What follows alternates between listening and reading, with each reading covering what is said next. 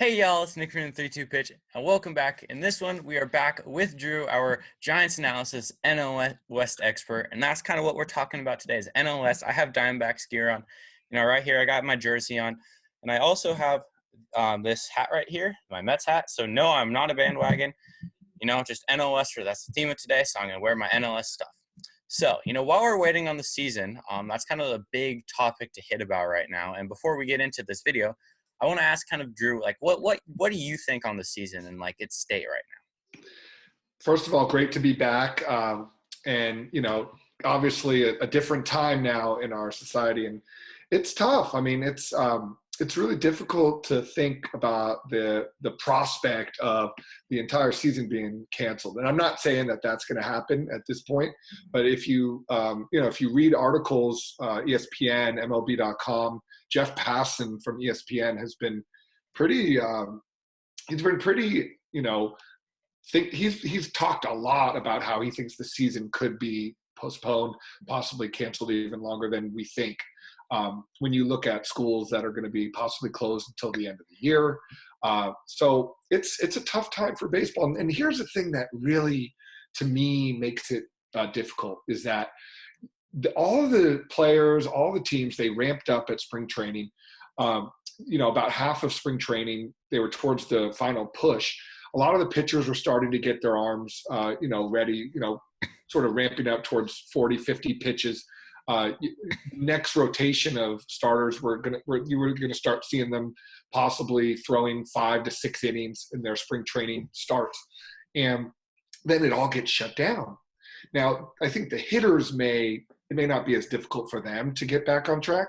But when you talk about the starting pitchers, your beloved Jacob deGrom and Noah Syndergaard, and a pitcher like Madison Bumgarner, it's not going to be easy for them to get back in the flow so easily.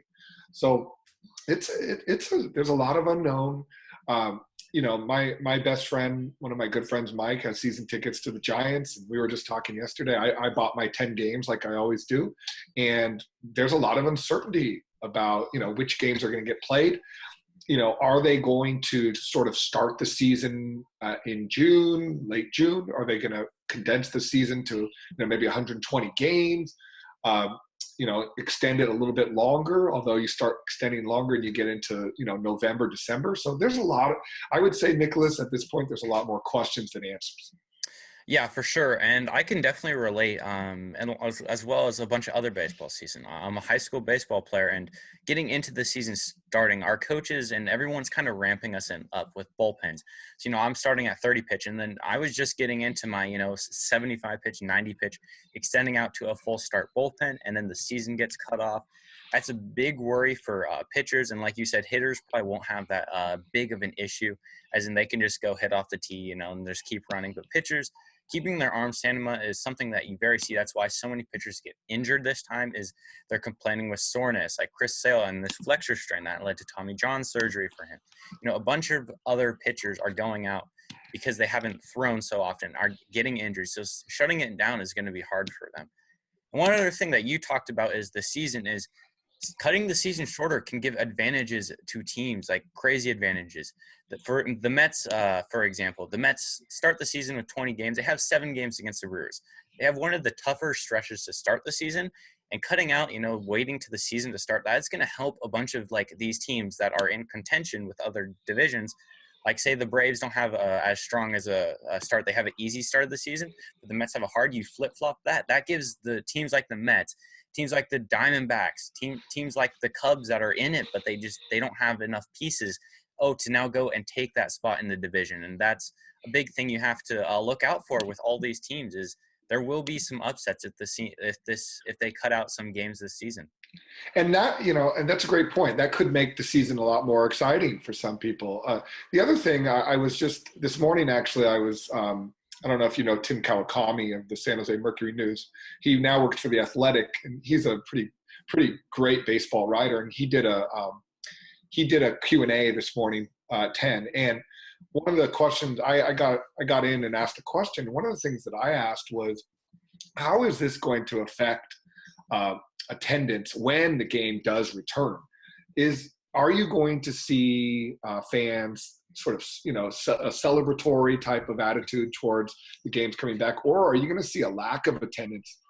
Not only because, I mean, let's be honest, attendance has been down in baseball for the last few years, but also because of the fears of, being infected, or just sort of that, getting used to being inside for as long as we're going to be inside, and not being comfortable going out with a crowd.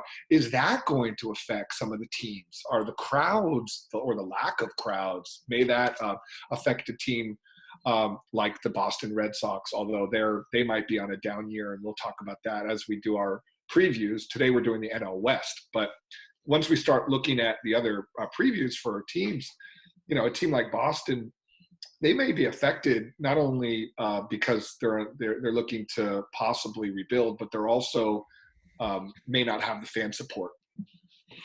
Yeah, and then that's also crazy to think, teams that have empty ballparks like the Rays. I mean, they're going to hurt even more. These teams like the Orioles, the Rays that are in rebuilding. And the Rays are such a funny thing in particular because of where their stadium is, Tropicana Field's located. They already have low enough attendance, but it's really going to hurt a bunch of these teams. And, home support is a big thing that teams like to go about during the Giants run. So, you had Hunter Pence just bragging about how good Giants fans were. It's a big thing that, believe it or not, it pays a factor, and that's why they call it home field advantage. It's there for a reason, and it's going to hurt some teams as well. Makes the race even more interesting. Absolutely. Okay, so getting that talking about the COVID-19 situation out of the way, we are going to begin our kind of segment into the NL West and our predictions for each team. So, go start it off with fifth place. Give your take on fifth place in the NL West right here. Yeah, so I've been doing my research all week, and I've really looked. I've started to look at some of the rosters, but a lot of this is going to be, again, there was a spring training that was not necessarily a full order, and a lot of times, and this, Nicholas, in the early part of spring training, you'll see a lot of double A, single A, even triple A ball players that are out there that are not necessarily going to make Tebow. That are not necessarily going to make the 26-man roster now that it is. But as the spring starts to wind down, what you see is that the cream rises to the crop, and you'll see a lot of the starters start to play more.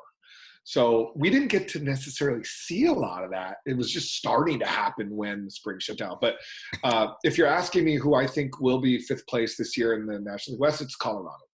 And I have a few reasons why. And again, these are, a lot of this is based off of last year. But number one is pitching. They just, to me, especially starting pitching, they don't have, they don't have the star power. As of now, German Marquez is their frontline starter. John Gray, he is what he is. He's sort of become a fairly consistent, power pitcher, but really nothing more. Kyle Freeland's got good stuff, but other than that, there really isn't much. Their team, for the most part, when I was looking at their roster, it really hasn't changed much. Daniel Murphy, another year older. Nolan Arenado, who knows how that's going to turn out as far as how he feels about the team. I know that they had some issues with their contract negotiations. Again, Charlie Blackmon had an off year last year. They've got a few good young players. They've got Story and Dahl and McMahon.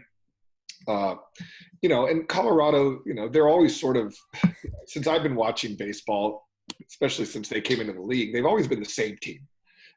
They've always been the same team. They've got some power hitters. They're going to win some games, 13-7 at home. But, when you start getting into the dog days, July, August, although the dog days this year might be the beginning of the season.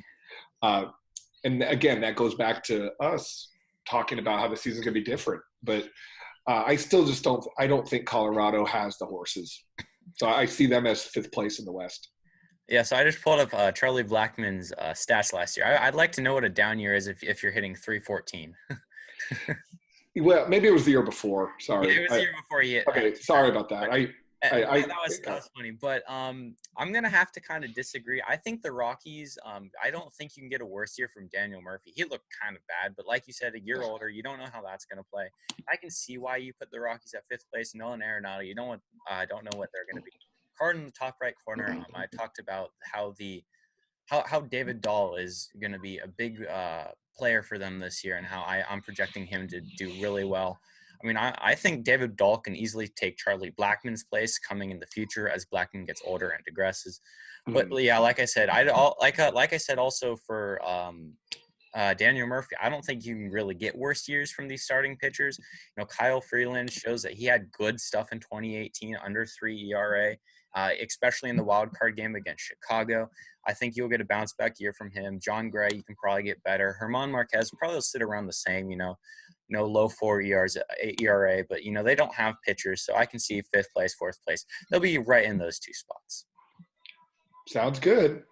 We can agree to disagree. Yeah. And then fourth place, who do you got? So, as much as it pains me, it's not, this is not, sometimes you have to take your heart out of it, but San Francisco, my San Francisco, I mean, they will be lucky not to be dead last this year, but I'm going to put them in the 4 slot. And here's the reason why. You talk about bounce back seasons. I see Posey having a bounce back season. I just do. I think if there's anyone that can benefit from this more rest, it's him after having the hip surgery the year before last. So I think that'll definitely play a role in his, comeback. Brandon Belt, he's sort of a wild card because he's never really had the breakout season that everyone thought he was going to have. He always has a half a breakout season. and that's not necessarily in the first or second half of the season. That could be in the first half or the second half or the middle of the season. He always has a hot streak. For all of the Brandon Belt haters out there, when he's hot, he's hot. He's smoking hot. I mean, his on base percentage, his batting average, he'll hit 5-6 home runs in a 2-week span. He'll drive the ball gap to gap. But I do think that he's going to have a more consistent season. And then I actually like some of the young players. I'm not a huge fan of Jalen Davis. I know a lot of people think he could be a really, power hitter. But I like Dubon. I like Mauricio Dubon. I think he's got something that the Giants haven't had in a while, which is a sort of an attitude. He's got a little bit of a swagger to him. As far as the pitching goes, the bullpen, is kind of at this point, they've lost a lot in the bullpen. Obviously, losing Will Smith, that's huge. People think Tim Kawakami this morning noted that he thinks Tyler Rogers, the submariner, he's going to end up being the closer. Tony Watson's has some injury issues. Their bullpen's not going to be as good as last year. That's mainly because the lack of Morantes Reyes also. He was huge, and he had a terrible injury last year. So their bullpen's not going to be as good as it was last year, which was actually one of their bright spots. The starting pitching might be better than people expect, especially if Cueto gets out of the gate. Samardzija had a pretty solid season last year, and Kevin Gausman, he's a solid 2, 3, maybe 4th line pitcher. Drew Smyly and Trevor Cahill, I could live without either of them. And it does hurt that Tyler Beatty's going to have, just recently actually came out that he's going to have Tommy John surgery. And that hurts because I thought Tyler Beatty had high hopes. Andrew Suarez is an interesting player. He can't really find his niche in the first 2 years that he's been in the big leagues. He's sort of been a spot starter, and then last year was in the bullpen. But he's got good stuff, and he's got some experience. So I wouldn't be surprised if Suarez ends up the 5th starter. But yes, the Giants will end up in 4th place. That's my prediction. Yeah, so I have Giants being 5th place, but like I said, Rockies and Giants are interchangeable. Hmm. You think, like you said, Posey will have a bounce back year. Crawford will have a bounce back year. Belt has always been a super streaky hitter. I'm one of those people. I just can't trust Brandon Belt being good for a year. And the Giants, for once, are beginning to build this young core up again. You have Mike Yastrzemski, you have Alex Dickerson, you have Dubon.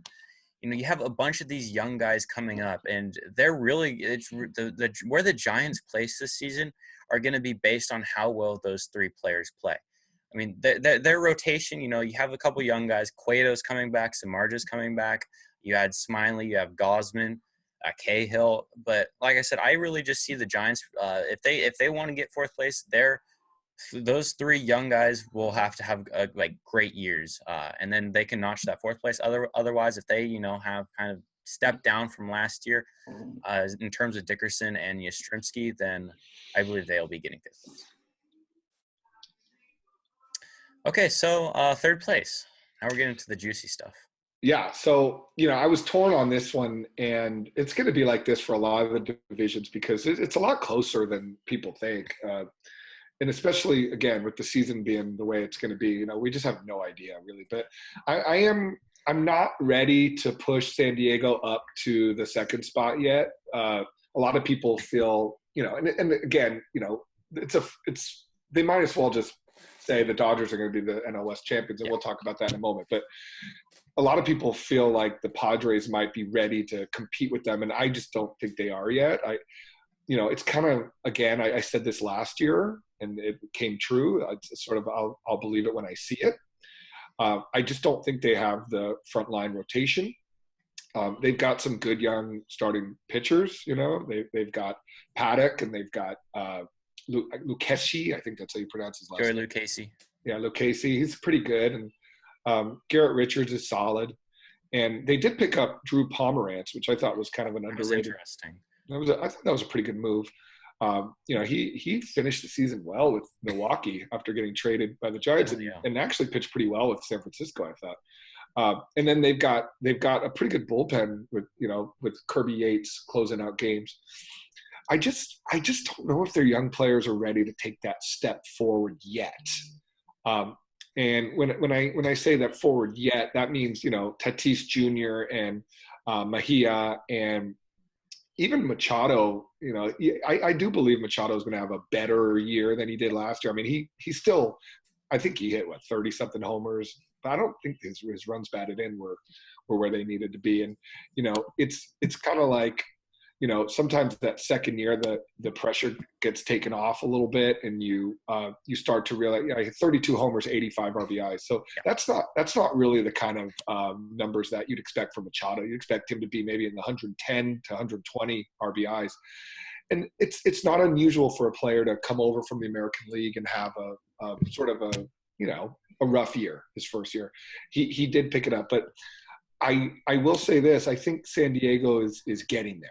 I think they're getting there, and I think, in a couple years, I think they're going to be competing for the division if their young pitching comes to fruition. But again, it's a big if. So we'll just have to see what happens. I'm not sure how it's going to go. Yeah, for sure. And one of the things I like to highlight in this is the addition of Tommy Pham to this lineup. And you can go along with Drix and Profar. This is providing that Padres lineup with more run production. You have Pham leading off. You can put Profar in the 2-hole. This will increase Machado's production. And it's also going to add this safety to a guy like Eric Hosmer. And he is one of those big wild cards, too, in this Padres lineup. Is Eric Hosmer was so good in Kansas City, and you can see why. He had that deep lineup and had a bunch of safety in it, which is why with these moves of getting these offensive players coming in like Tommy Pham, Profar, Machado probably do better with the protection too. I think Hosmer is also going to have a very nice bounce back year. And one of the big another wild card players is Will Myers. People are, he's had a couple down years now, and if he plays well, I think the entire Padres batting order will play. Mejia, Tatis, Grisham, those three are kind of three youngsters. I don't know if Yeah. we can trust the same 320, 20 home runs from Tatis. He did get injured at the end of last season. I don't know if we can trust a over 300 average. A lot of projections are projecting him downwards, projecting Grisham up, surprisingly or not. And and then like you said too, their pitching. I mean, they did well bringing in Pomeranz and Emilio Pagan, as well as Garrett Richards. But Chris Paddock was a surprise to everyone last year, and Zach Davies too. I forgot about him. That's going to be a good boost to that rotation. But I think it's going to be another year or two until the Padres are in solid contention. They just need their youngsters and especially their pitchers, to build up. Mackenzie Gore, Luis Patino, Cal Quantrill, Joey Lucchesi, build up Yeah. those guys, and then I think the Padres will be a force to be reckoned with. And I think, just to piggyback off what you're saying, I think if you could compare a team to the Padres, it would be the Toronto Blue Jays. And again, we're gonna be talking about the Blue Jays, in the coming week or two here. They have, having with Biggio, Guerrero Jr., and Bichette, they've got three young, solid studs that are coming up at the same time.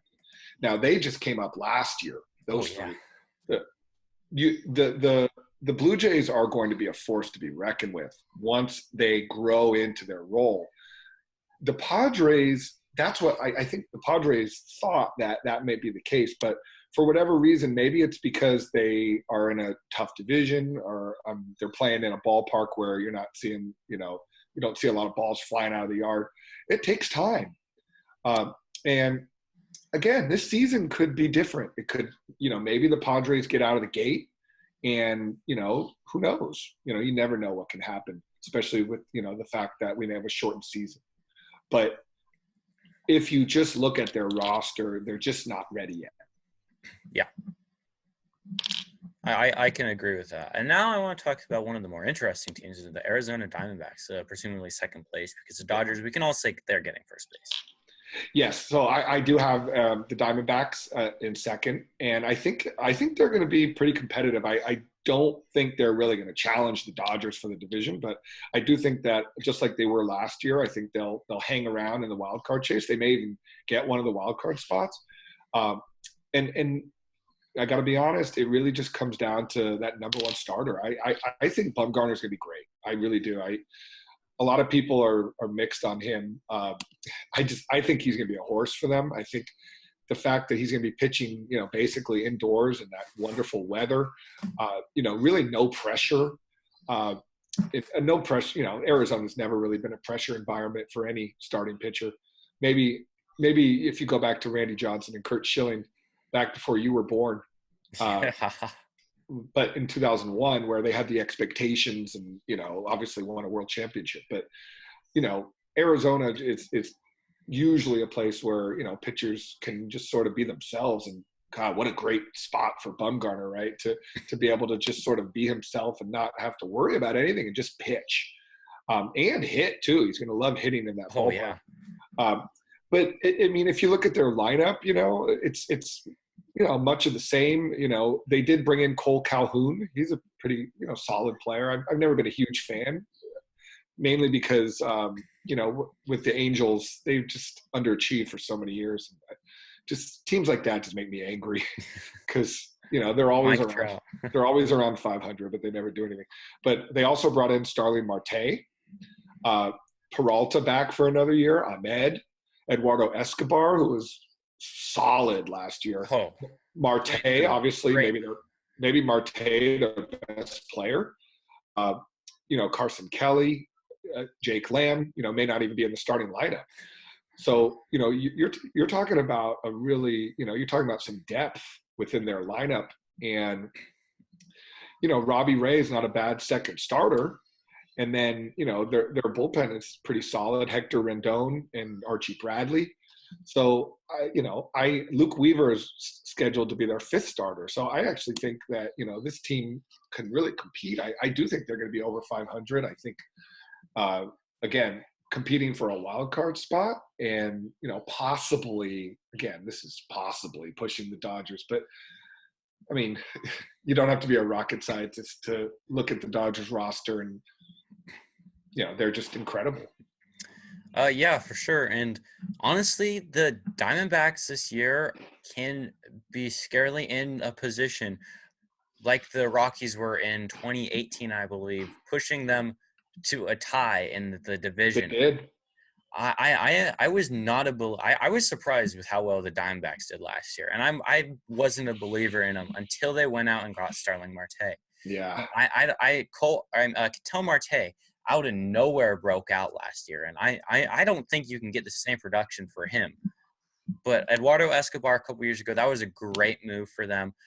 Christian Walker, Carson Kelly definitely filled the void of that Paul Goldschmidt trade. Bringing in Cole Calhoun, he hasn't really hit in power compared to what he did last year. So him and Ketel Marte are two people I'm questionable about. I don't know if they're going to be able to provide the same amount of value as they did last year. Especially Cole Calhoun in this Arizona Heat and in a tougher division than the AL West, presumably. Starling Marte, great addition for them. From what I was seeing, the Mets would have to give up. The Diamondbacks gave up nothing for Starling Marte. I'm so mad that the Mets didn't go out and get him. He would have been a great addition. And David Peralta coming back healthy this year, And one of those big things that really locked this team in. They had a great year from Weaver until he went out last year, and Zach Gallen had a really nice year last year. But bringing in Bumgarner to be that workhorse, be that ace, be that number one. I remember that game, Giants opening day against the D-backs. It was actually the first Warriors game I went to. Mm-hmm. I was listening on the radio, and Bumgarner hit 2 home runs in Arizona on opening day.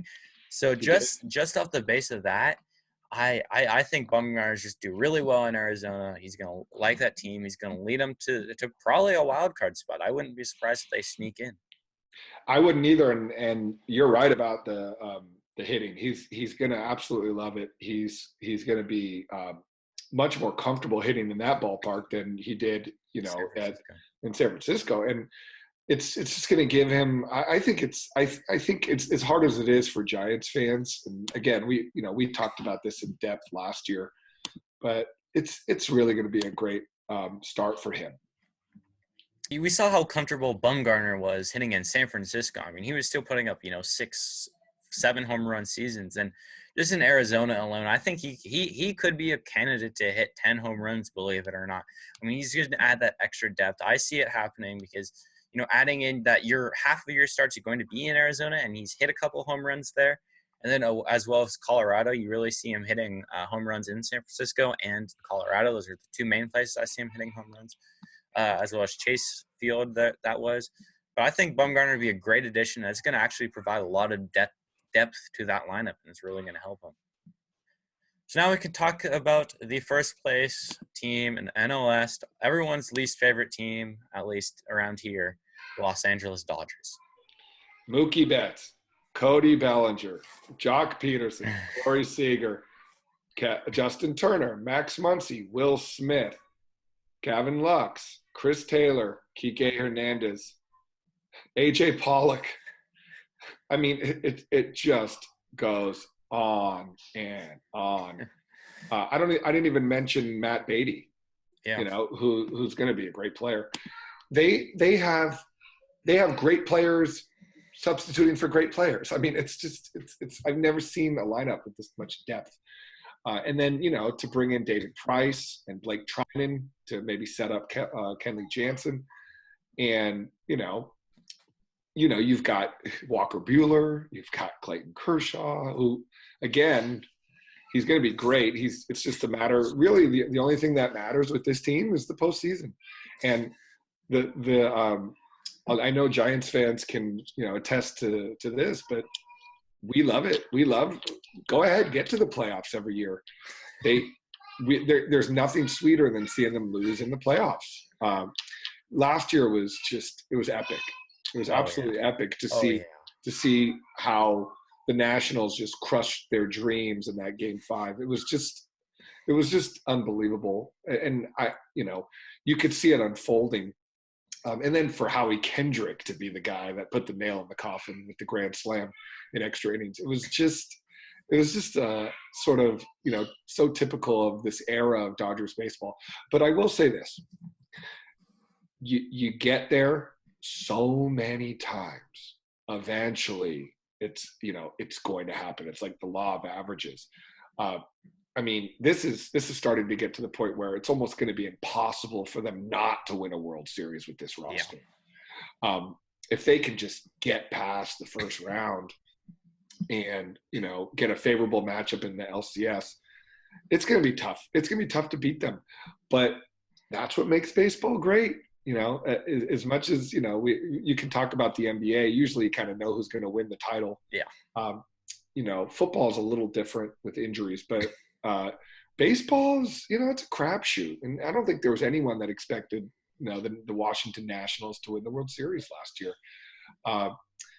And it's you just never know. But if I was a betting man and I had to put my house on it, I'd say, it's the Dodgers league and everyone else is sort of just playing in it. Yeah, Kershaw, I mean, you can expect a, low 3 ERAs. I think the last year was actually the first year he's had an ERA in the regular season above 3, believe it or not.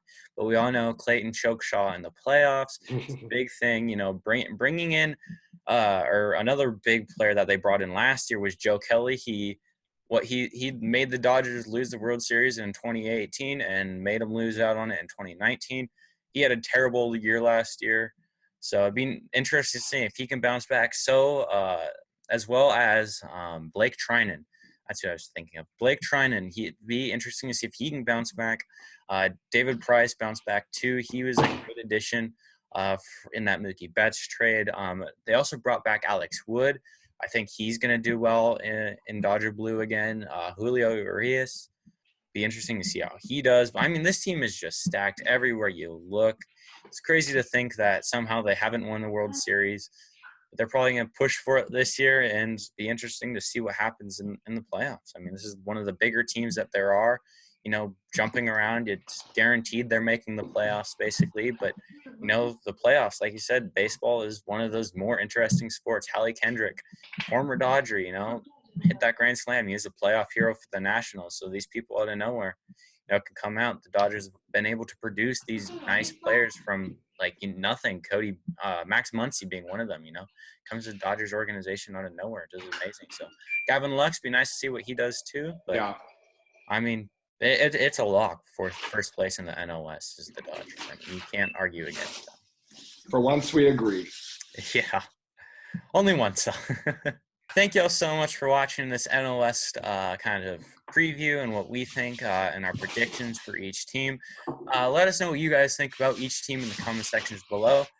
Hit that subscribe button. Come back for more, off seasons in review. Keep going. And will be the show 20 to Detroit Tigers rebuild happening every day. So yeah, come back tomorrow for more videos and a message from Drew to end it out. And thank you guys for watching today. We really appreciate it. And just make sure, the season's going to start pretty soon, but just make sure to stay safe and stay indoors until everything gets resolved. But hopefully baseball will be back soon. And you guys take it easy. Thanks for watching. Hey y'all, thanks so much for watching. It'd be really nice if you supported my channel. Click on the top left corner to watch my most recent upload, and YouTube recommends you watch the video in top right corner. Well, click right here in the middle to subscribe. Check out my Twitter at the 32pitch. See you later.